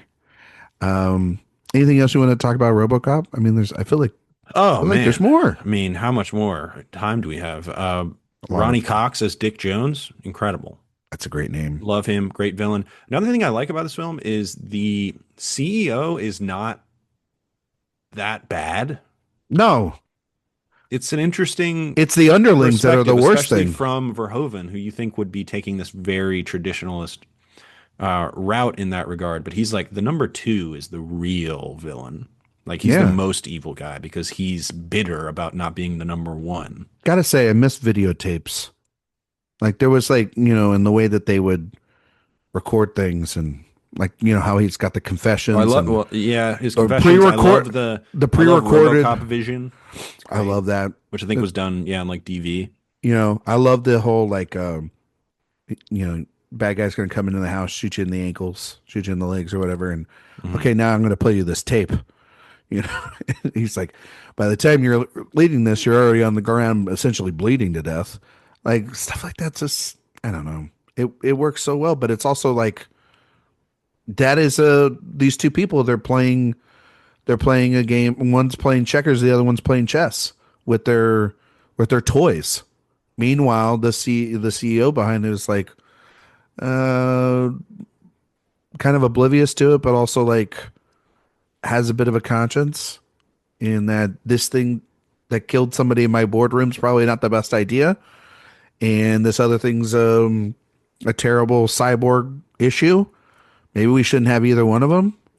But then at the end, he's like, "No, fire this guy, shoot him out the window, and kill him." It is a really interesting thing. I guess you can talk about, and then sort of the role of the police in this entire thing. I think is really interesting too, because a lot of the public would sort of just go ahead and blame the police for all this violence and everything. And the film goes, it's like, no, they're all entangled. It goes from the top down. Everyone is involved one way or another, whether they know it or not, to hire people that are fully more corrupt than even the person that's inside your mind. Like, and I can feel a young person writing this being like, it's not just this level, it's all the levels. It's from the street to the jail to the corporate to the judge to everything. It's all corrupt. There is no justice. There is no answer to this. And it's been built this way for a long, long time. And yet they are commercialized enough to put shiny fucking objects in your face, and make you think that this is what you want, you know? And we've seen this throughout the history of films where, like, it's, you know, filmmakers and people cautionary things to show you this. I think Verhoeven is a master at this, as you say, Jay. And I think the other thing is, and that we're going to explore as this series goes on, is that he sadly starts becoming one of the only people left that can be able to pull off something like this or other projects that he has with, you know, the lens of that he has. Because I don't think satire is something that is pulled off very easily anymore. And if it's done, it is done in a super fucking annoying way. What was that? What is the recent movie, the Steve Carell movie about the billionaires on a mountain? Mountainhead? That was a nightmare. From Jesse Armstrong, right? Yeah, was I talking about this with you, that I don't think there's been a good, like, political satire in over a decade? Yes, I don't know if we talked about it on the show, but we definitely have talked about this. About it. Yeah, we definitely have talked about this a lot, where it's like, where is the bite from? Well, where's the angle? Well, I mean, even like, where's the point of view? I think even a show like Succession, which is essentially what Mountainhead is, only it's just done in a very, there's just something super abrupt about it. Like, that show isn't necessarily just barely a satire. No, that show's very funny, but it's also it just is not funny, but it's not not a satire. No, exactly, but it's not poking fun. Yeah, at them, it's poking. And I guess like Veep.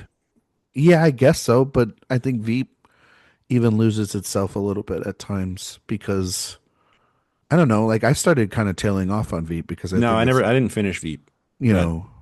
But but you're talking about from film. I'm talking about a film, yeah, specifically. Because people would say the closest thing you're going to get nowadays is what? Like Knives Out, McKay. Well, yeah. Ruben Östlund. Yeah, you know how I said that things don't have to be subtle? I think McKay's stuff should probably be a little more subtle. I think the last thing he's been subtle about, well, I think he used to make movies. I think that's kind of the brilliance. But McKay's movies, they yell at you.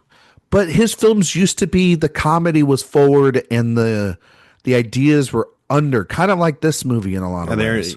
Yeah, this is thrills first, and it's sort of like a Trojan horse. Mm-hmm. Brilliant satire. Like, Anchorman is about sexism in the workplace throughout history. Yeah, and yet, that movie. No, it is about that. It's not really. I mean, I get it. There are shades of that, yes. Yeah, but that's not what the movie's about. I mean, it's kind of the thesis of that movie. That is not the thesis of Anchorman. I disagree with that wholeheartedly. It's there. It's all there. It is there, yes. But it's literally about the fact that they can't cope with a woman being in the lead anchor position, and about history. Like 2 or 3 scenes. For like the second, for like half of that movie. But then they end up together. Yeah, because it's a comedy at the end of the day. Exactly. It's a comedy first. That stuff is like, again, barely baked in. Yes, but also this stuff is like, this is an action movie forward first. The one that I think I think maybe the best balance of, yes, exactly, the other guys. And then and then in the credits he turns into the bad Adam McKay with But like the then he breaks PowerPoint up with, presentation yeah. of Well, he breaks up with Farrell also 1%. too. Yeah. And I think that that's the thing is like Farrell was there to like, no, we should to balance him out to be like, hey, we should still try to make this a comedy.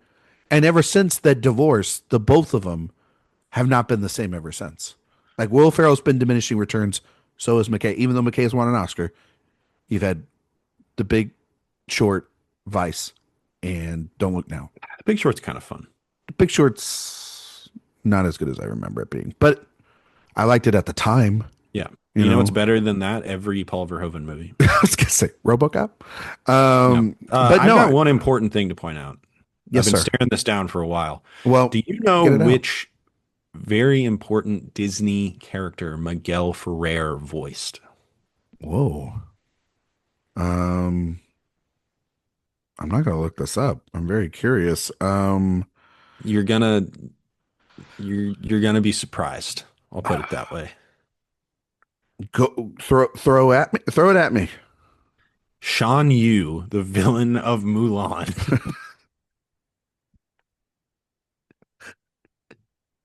What are we doing? Why? Why did we do that? We used to have it figured out. Wait, did we? That seems Insane.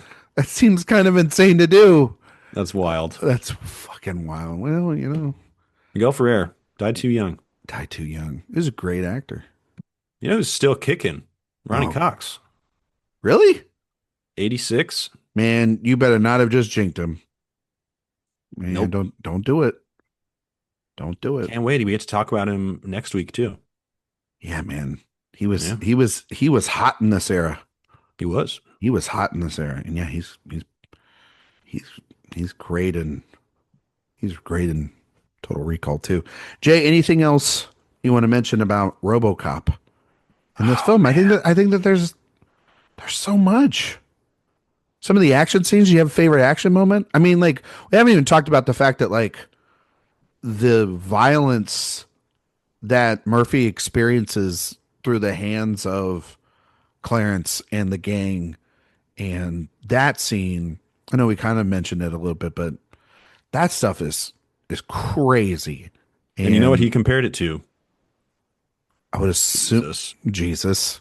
And Well, I the was thing going that to he say, said was part of what makes the Jesus, the Christ story so powerful is the cruel violence and the kind of descriptive violence of his death.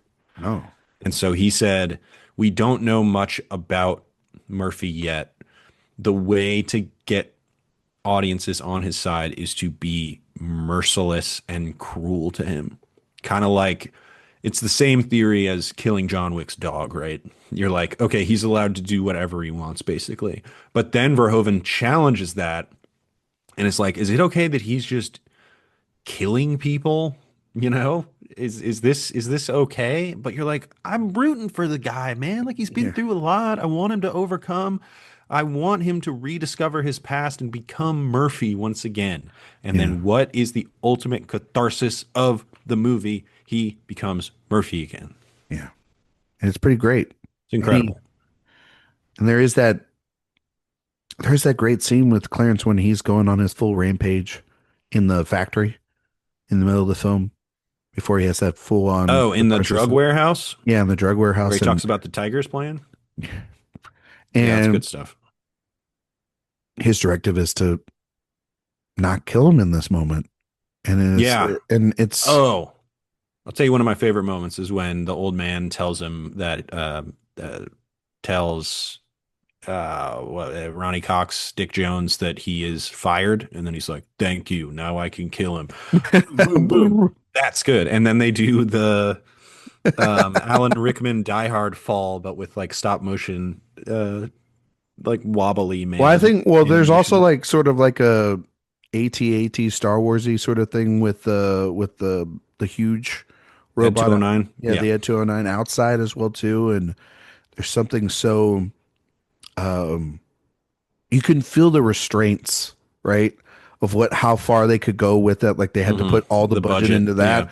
because in the other scene he's just like sort of stagnant, right?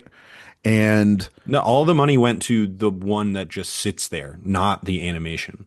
yeah, no, I'm talking about, Yeah. oh, well, but it would feel like the The opposite. giant one was the expensive part. The little Was that just models like a model? Yeah. that they did, that was cheap. That's crazy Yeah. because you would think it would be the other way around, Yeah. right?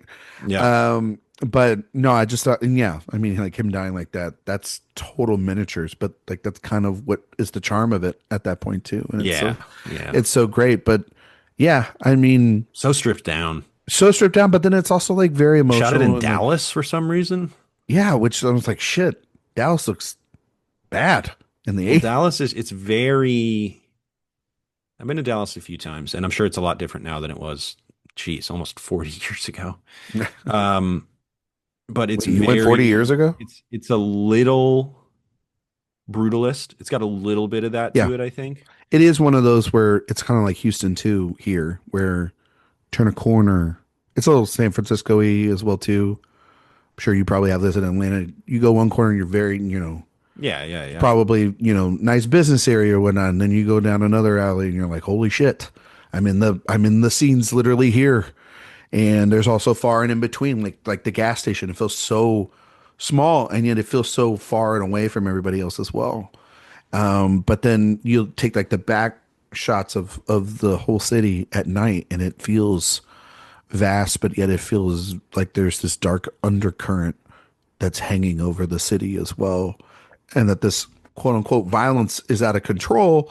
And yet it's how much of that is, again, being propped up by these seedy under people and the people that are under their control to sort of continue to create that so they can manufacture mass hysteria and mass destruction. And so it's, yeah, I mean, the movie does a great job of showing that the street level crime mixed with the white collar crime is leading to a destruction of culture Yeah. in society. And I think that that's great. And so what do? They try to blend that in with an everyday man who has a moral compass and is a good person at his heart.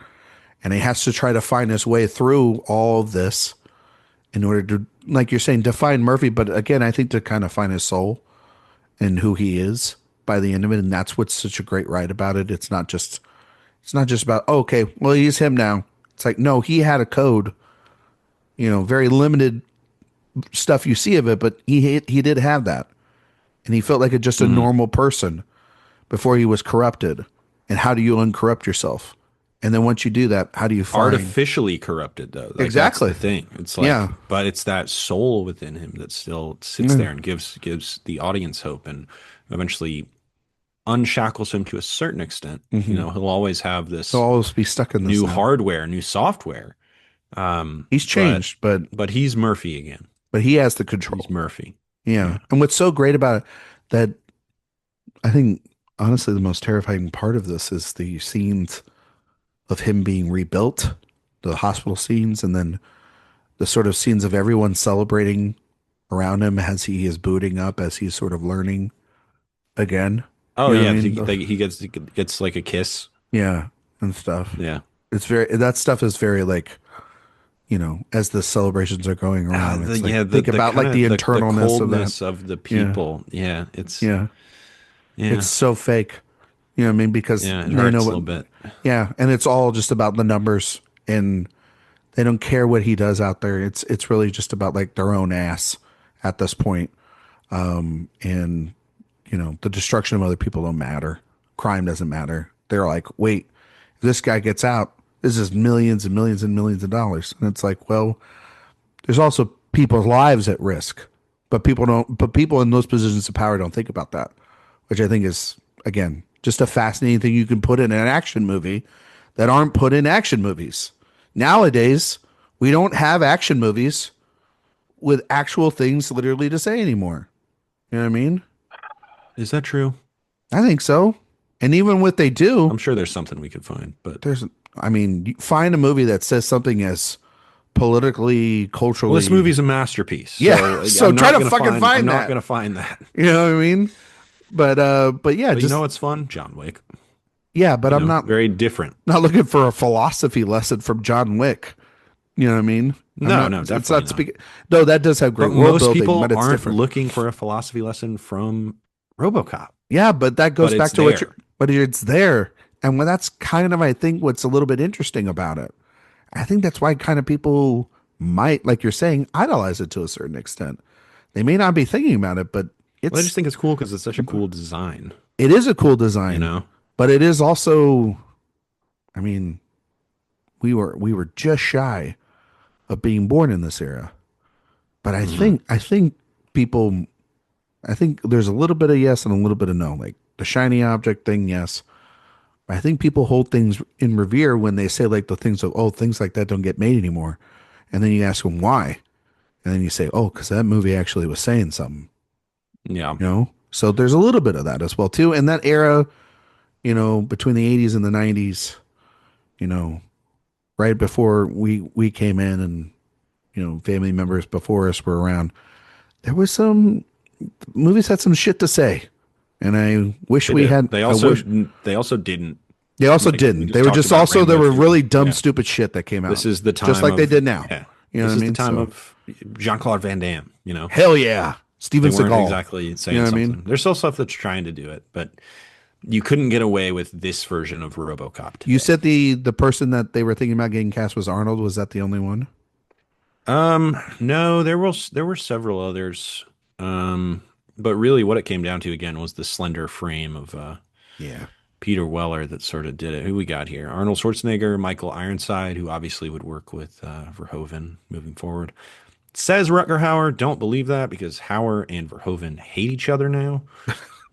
Uh, I don't know if I believe some of these other ones, but Okay. um, Peter Weller really wanted to work with Verhoeven, and the price was right, so to There, speak. there you go. All So right, Jay. yeah.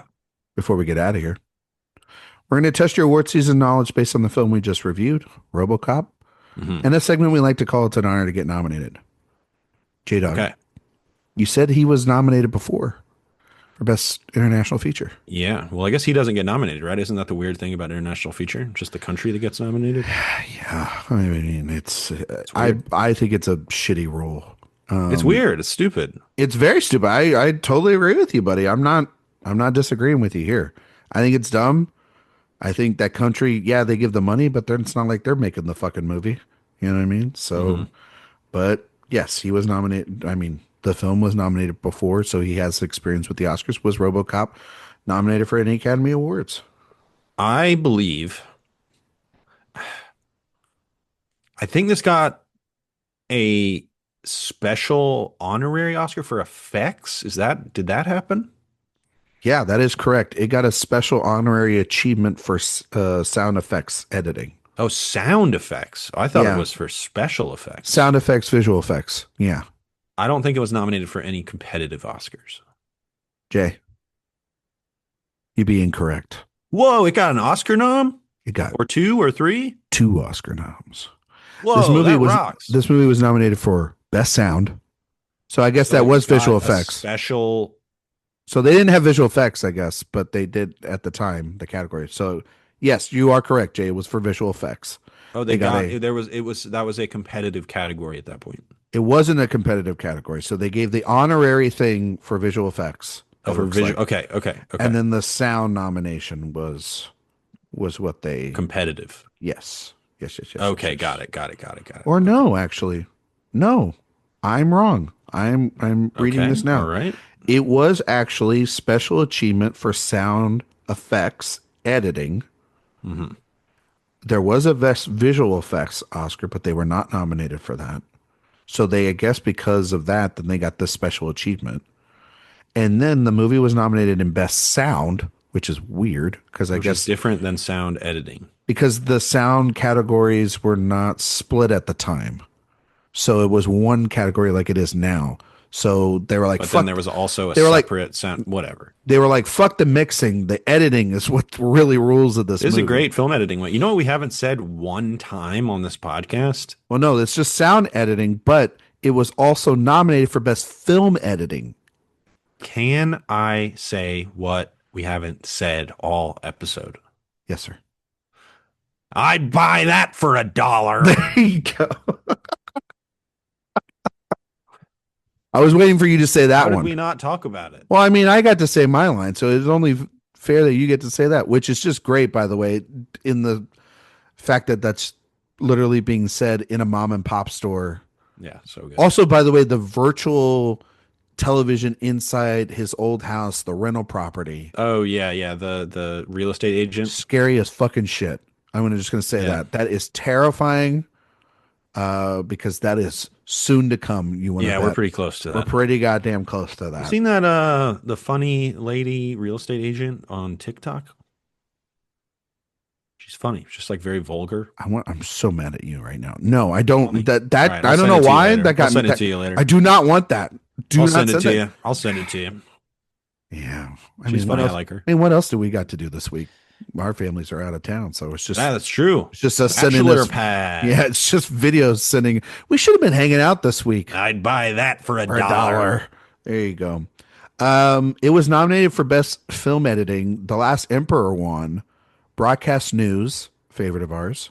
Oh, I love it. Empire of the Sun, Fatal Attraction, and Yeah. RoboCop. That's an eclectic bunch. That is a crazy group. It's a very good group.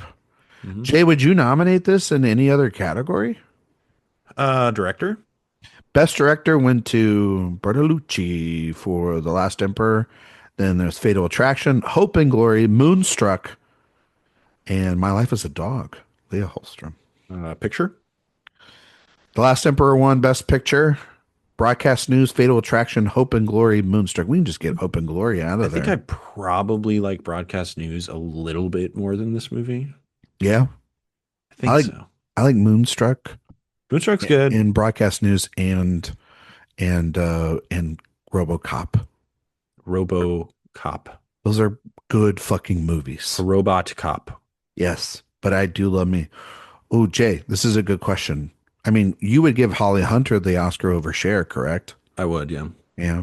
Man, this is a good year. It's a pretty good year for movies. Good Morning Vietnam. I have, Wall you know how Street's- many 5 stars I have this year? Fatal Attraction. I'm gonna say like 8, No, not that many. 6, Actually, it might only be. 6. Actually, it's only 2. Oh, Three. three. Okay. But 4.5s are up there. Yeah. There's a lot of good movies you're looking at, and then we're not even looking at Princess Bride, oh, Princess Bride. What a Evil classic! Dead 2, Raising Arizona, Oh, Full that's Metal good. Jacket, Planes, Trains. This is good stuff. Lethal One Weapon. of my favorite John Carpenter movies, Prince of Darkness. Ooh, You ever seen Prince of Darkness? yeah, not in a long time, but that was That's a good one. movie. That's a good one. Untouchables. One of my favorite Bond movies, The Living Daylights. Ooh, I like that one. Mm-hmm. Dalton. You know I love me some Dalton. Dalton's your favorite Bond. He is. How about Ishtar? Hey, we talked A about movie that. we like. We do like that movie. Yeah. What else? I think makeup. Was that a category at this point? Let me just double check. I think so. Yeah, makeup. This didn't get makeup. Harry and the Hendersons and Happy New Year were the nominees. It only got I 2 don't know what nominations. Happy New Year is. I don't know either. Should I? Interesting. Happy New Year, a movie with Peter Falk, Charles Durning. It looks like it is essentially a crime comedy horror film. There's a part of me that wants to put Kurtwood Smith in supporting. I mean, I'm not sure I can get there, but it's I tempting. mean, you wouldn't want to get there just for. I mean, okay. Oh, screenplay for sure. Can I ask you a question? I'll allow it. Can any of these actors say "bitches leave" as good as he does in Okay, this let's film? do it. All right. Oh, you're Denzel- going to just read me off the I'm going to read you the nominees? nominees, and you tell me all if right, they could okay, do it. Okay, Denzel Washington, probably. Vincent Gardenia. No. No, okay. Morgan Freeman, No. bitches leave. Albert Brooks Would be pretty funny. would be pretty good. Sean I'd Connery, love to see it. Sean Connery, I've seen it in person. bitches leave. I'm almost positive those words have come out of his mouth organically in real Yes, life. bitches leave. Yeah, I'm pretty confident about He that. said it in a Bond movie, actually, which is kind of nice. But when it was when the cameras were off. How would Denzel say it? I don't know. Like a cool Couldn't some tell you. bitch. Oh man, I can't wait for you to see Highest to Lowest. It's gonna I'm be, very excited for that. it's Yeah. gonna be, you're gonna love it. Costume design? Does the suit count?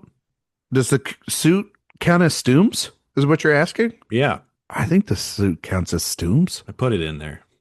Last Emperor of the Dead, Empire of the Sun, Maurice and the Untouchables. I'm Wait, not so a okay, visual effects was a category and it didn't get nominated. no, so I think they just wanted to give it a special award for. They just did it for sound editing. It's weird. Whatever. I I don't know. know. I don't I know, would give it buddy. a bunch of noms. Inner Space and Predator were the visual effects I mean, Predator's nominees. great. I don't know what the Inner fuck. Space, I don't know that I've ever seen. Joe That's a Dante Dante, film. right? That's a Yeah, Dante. I gotta Dennis watch that. Quaid, Martin Yeah. Short, Meg Ryan, Kevin McCarthy. You know I'm a Quaid guy. Well, what about a McQuade guy? I'd get paid to watch Quaid. I would pay to This watch. would I don't know, it be, doesn't rhyme anymore. yeah, we can kick Hope and Glory out or Radio Days and put this in original screenplay. Like this, Yeah, definitely give it a this would be screenplay all nom. over the Honestly, place. I think it might win screenplay for me. Over, Broadcast news. I keep forgetting about broadcast news. is that the best Brooks? Yeah. Yeah. Yeah. He's got that new movie coming out. Yeah, I bet it's gonna be bad. That's got TIFF screening bad movie written all over it. Emma Mackey, Woody Harrelson, Jamie Lee Curtis, Karyana Oh. Gianni, Io Ugh. Debary, Albert Brooks is in it. Hmm. Jack Loudon, Rebecca Hall. Sounds like a stacked cast, and then It Jamie Lee does. Curtis. Hey, come on now. She's just too much. She's also producing this movie. She's producing the new Peter Berg movie about like McConaughey and a bunch of kids on the bus. Oh Whatever. yeah, it's called like The Bus. The last bus, lost bus or something. Something. Silliness. Just Sounds absolutely. good.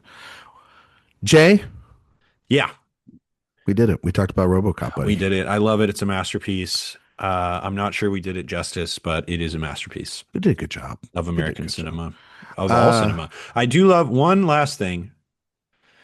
I find it fascinating, and this is one of the great through lines of Paul Verhoeven. I'm always fascinated when an outsider comments on a culture that isn't his own, and it doesn't always work. It doesn't. It doesn't work a lot nowadays. Martin Let's be fair. McDonagh, I think, has made some great films. Anytime he tries to comment on America, I think he falls flat on his face. 3 Billboards. Yeah. Who's somebody else that's done that recently? Steve McQueen, 12 Years a Slave. Brilliant. People think it's brilliant. I think it is very flawed. Oh. And I think the outsider perspective is not the appropriate approach for that To film. be fair, John Ridley wrote that script, and he's an American, so Well, I think it might. I think mean- there's. I think I wish he would have. That could be, maybe you can argue it's like a blend. I do think though, as time gone on, Whatever. I do have agreed more with Jay that I think the ending is a bit is a bit too on the nose and sort of. I don't Oscar love that Bader. movie. It's not his best, but I do think a movie like Widows is really great. So- Widows is fun, although that has like a very, that one where he goes really social commentary, showy filmmaking, I think is the worst scene in the movie. The car What scene. the car scene? No, the car Worst scene's scene in the movie. great. Jay, Worst scene in the about the movie. visuals, Mr. Mr. Visual guy. Um, Oh, buddy. you know, I'm sure there are many other examples that I would love to kind of dig into. Who's someone that has gotten it though? I mean, other than Verhoeven, Yeah, who gets it? I would have to. That We'd would have- take. it would that take would you take a little time, bit of digging. Right? Yeah, have to I mean, figure how it about out. like? I mean, I'm just looking here. I literally just typed British directors. Andrea Arnold, American Honey. Yeah, you that's know? good. Yeah, Um, there you go. I mean, there's many. There's got to be some out there. right? Oh, there's plenty. Tony Scott. Hello. T. Scott. But it helps having the greatest actor of all Tom time. Hooper, Cats. You think those are just walking around the streets, jellically all like? Hmm. Okay, there you go. Well, there you go. Charlie So, Chaplin, British. People forget. okay. Well, Jay, tell everybody where they can find you and all your work on the internet and your recommendation of the week, buddy. Yeah. Find me on the internet, Twitter at Mr. J Ledbetter, Letterbox J Ledbetter. Any writing I'm doing over at AwardsWatch. Recommendation of the week. We are recording this on the day that the great Brian Wilson passed away. Yeah. So I will recommend going and listening to the Beach Boys. And, I saw the Beach Boys live This is in 2013, I not think. not with him. He was there. Okay. He was there. He's, My glove allowed it. That son of a he's bitch. stuck. He's stuck to the piano essentially, and clearly not 100% with it. Yeah. The man could still sing though, and I gotta say that was a fun concert. It was at a music festival, and there were just 1,000 beach balls flying in the air, and it is crazy sometimes. Because I went to that concert and I was like, I mean, it's the Beach Boys. It'll be whatever. I have no real attachment to the Beach Boys. And then you're just like, oh, I know 17 of these songs. Like all their catalog because it's Yeah. so deep in the culture. Yeah, it's just embedded in the culture. And they're so that kind fucking of changed my catchy. perspective of the Beach Boys. And now I love listening to the Beach Boys on a regular basis. So I'll just be cliche, say go listen to Pet Sounds. It's one of the greatest albums of all time. One of the greatest sounds of all. Yeah, just one of the greatest albums of all time. Brian will Wilson, echo that. R.I.P. And just this sort of like friendly rivalry Wilson had with the Beatles and sort of going back and forth and creating. Oh, I thought you were going to say friendly rivalry with Mike Love. And I was No, like, there was no not friendly. No, not friendly. friendly. No, if we could have lost Mike Love, I think that would have been a lot better than losing Brian Wilson. God only knows. One of the great songs. One of the great songs. Yeah, just one of a kind, legend, genius. And not that it's my recommendation of the week, but Love and Mercy is a really great. That is a good movie. Great film, and not your sort of typical biopic. And the Paul Dano performance in the creation of Pet Sounds is one of the great biopic-y performances that we've had over the last couple of years. Agreed. You can find me on Twitter, Instagram, Letterbox, Blue Sky, Ryan McQuade77. If you like podcasts, we have the main show that's on Mondays. 5 stars on iTunes, Spotify. Greatly appreciate it. While you're on the website, please sign up for the newsletter. We greatly appreciate that as well. My recommendation of the week is Jay, I just kind of went to the library after voting. I went to the library for the first time in forever. I checked out a book. Oh, you checked out a book and a movie. Yeah, at my library you can check out like 10 movies at once. I probably could do that too, but I just picked one. It's a dangerous thing to go to a library because you're just pulling free shit off the shelf and you can take it with you. You know what I checked out? What'd you check out? What? Little Talking Heads. A book? No, the movie whose name I'm completely forgetting. Stop Making Sense? Stop Making Sense. Yeah. I checked out Stop Making Sense. Hell yeah, because it's a fucking masterpiece. And I checked out a Philip K. Dick short story collection for Total Recall. Oh, awesome. I picked up a movie because I hadn't seen it in a while. It's 25 years old. I know you've seen it. I picked up the 99 version of the Thomas Crown Affair. Oh, yeah. Rene Russo. Kind of. Talk about important, right? Forget about it. Shout out to whichever brother, Gilroy brothers, married her. Yeah, right. I thought it still kind of slapped. Some of the stuff doesn't make total sense by the end, but it's just a good, fun time. The original one is not very good. The original one is so boring. It's very boring from what I remember, and it shouldn't because it's got McQueen and Faye Dunaway. But Dunaway's in the remake, and she's great as like the therapist. She's good. She's got some great stuff. That's a fun little. But I watched this because I was like, because it's got the sort of, it's John McTiernan who did like Die Hard, right? And it's got really good energy to it, and Brosnan's really great in the part as well too. This is in his Bond era style stuff, and I watched it because I was thinking about Sinners, I was thinking about Michael B. Jordan because Michael B. Jordan, this is going to be his next directorial effort. He's going to remake Thomas So Crown I saw Affair. the thing about Black Panther 3. But with Denzel? Did you see that? About what? Like that's actually going to be his next movie? Oh, that he no, I mean I've heard that Coogler's going to do that because he's Coogler's going working to do what? Black Panther 3. No, I know, but you just say he's going to do Thomas Crown No, next? no, Michael B. Jordan is going to direct Thomas Crown. You're Yes. right. I forgot about that. Yeah, Yeah. that's And then interesting. it's got him and Taylor Russell. Yeah. Okay. And I was thinking, wow, that could be a very hot movie. And Okay. because Okay. this movie is kind of hot. Yeah, I mean, like It's a hot. That's a hot flick. it's a hot flick. I mean, That's a steamy picture. they're all over those stairs. The back days, they must have hurt their back on those stairs. That is true. They needed some pillows. Yeah, fuck, man. My back was hurting. I needed to go see the chiropractor after that watch. Of course. But yeah, I was just thinking, like, man, Mike, going from Sinners to a steamy project like this is kind of really perfect in his wheelhouse. Sinner's pretty So, steamy in of yeah. itself. Oh man, I mean, Haley Steinfeld is spitting in his mouth. yeah, or him having just sex with, he's having sex with both women in the film because he played both parts. Michael B. Jordan, you're just True. being a little greedy, right Michael now. B. But he's great in that movie. It's probably some of the best work he's done in a long time. Yeah, it's a good film. That's Sinners. Good film. Good film, do you think? Just a shame that it did so bad at the box office. That nobody saw it? Yeah. Yeah. I also am so grateful to Coogler because he's like, we're not going to have a sequel to this.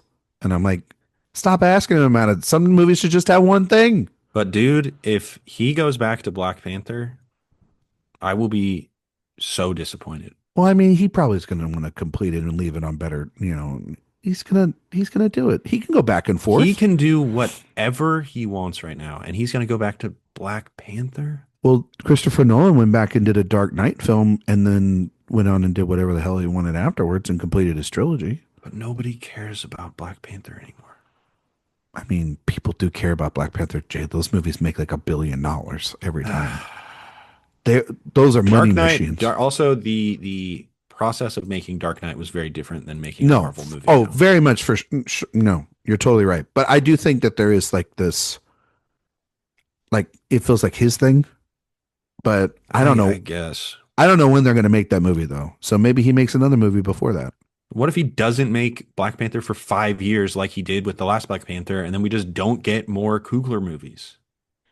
Well, then we get a guy that cooks every 10 years. That sucks. I don't know what to tell you. Then you can just go watch the new Jordan Peele movie that comes out or the new Greta film. Well, I mean, there's plenty of movies I'm going to like between now and then, but Jay, Coogler's a dang talent. Jay, how are you feeling about Narnia?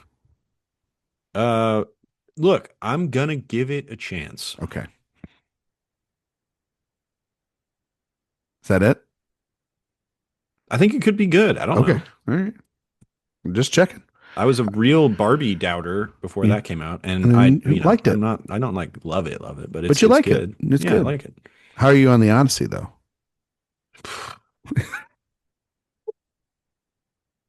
Come on now. It's Would the you siren calling to me. Did you see the trailer for the Frankenstein movie? Yeah, No, not feeling it. not feeling it. Are you excited for the new Knives Out? Nah, Oh, you're out on that too, huh? not out. I mean, I want to see it, and it could be good. The Glass Onion was Fine. fine, Yeah, it had that Netflix look to it a little bit. a little bit, but it's still fun. He's another one where I wish he would make another movie. I think he said after this one he's going to make something different. I hope so. I heard that Poker Face, that show that he has on Peacock's really good. I've heard with it's good. Natasha Lyonne. Yeah. Yeah.